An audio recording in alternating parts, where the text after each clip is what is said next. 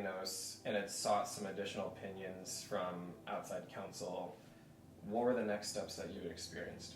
So after getting the diagnosis, after we did the biopsy, which happened in August of this year, August 23rd, I believe, the biopsy came back, and I saw the doctor a week later. One thing I liked about Northeastern, I'll just put this on the side, that one thing I really liked about the treatment and the care at Northwestern was that they, as soon as they set up the appointment to do the biopsy, they'll also set up a follow-up appointment a week later. And I really like that because, as I said previously, the urologist I'd seen before didn't even get back to me for 5 weeks, after I did my MRI. So I like that. So we did the biopsy, went in, and the biopsy is really basically a day type of treatment. You go in that morning, they do the biopsy, you're under anesthesia for a short period of time, and then you can pretty much go home about an hour after you get out. So we did that, and we waited the week, went back in to see my urologist, and he confirmed that it was prostate cancer. And then at that stage, so there's different options that you can take.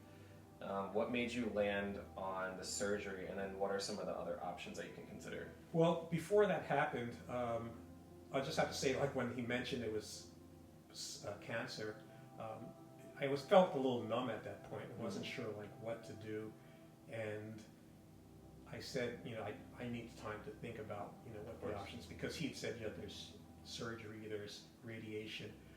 At that point, I just really need some time to think about this, and that's probably part of my nature. I just like to sit back and kind of think about, all that's going on, and figure out what to do next. So at this point, and again, my wife was with me at all these appointments, which was really, really helpful, and she was able to take notes. And that's one thing I would say is that if you can, always make sure you bring somebody to these appointments with you, because in some cases you're going to be so numb, or not even, you're going to hear the word cancer, and you're not going to be thinking about anything else. At least with somebody else there, they can kind of take notes and really hear things that the doctor said that you may not have said, or that that you may have missed. So yeah, and then talk a little bit more about education and family. So that obviously played a huge role in your journey, but for those that are listening and watching, what are some of the other tools that you can dive into and access to be able to go through this journey? Yeah, I would say as soon as you find out, get as much information as you can, and there's a wealth of information out there. The National Institute of Health, I went to John Hopkins' website, I went to the Northwestern website, and they have testimonials of people that have gone through it. They'll give you a range of different options and things that are going on. Luckily, because I go and do my physical every year, the treatment options were pretty extensive. Because when you catch prostate cancer at an early stage and it hasn't gone beyond spread beyond the prostate, there's a lot of different options you can do, as opposed to you don't find out until it's spread to other parts of your body. So I would say get as much information as you can. There's a wealth of information out there. Do as much research as you can.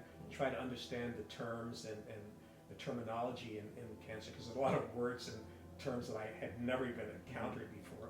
So yeah, just and then I guess the other thing is, once you have been diagnosed, don't feel that it's just you. And this is one thing that you and the rest of the family have just been really, really great.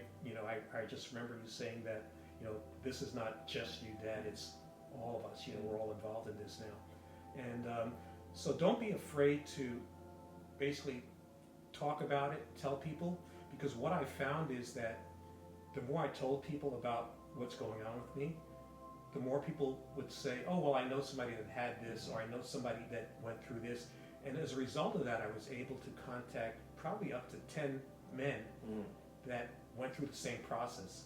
And they were very, very eager and anxious to talk about their situation. I was actually surprised. And I thought, wow, this is really great, because here I am thinking, this is like this journey I have to take alone, and then I'm finding out that, there's other people that have gone through a similar situation. and it was very helpful.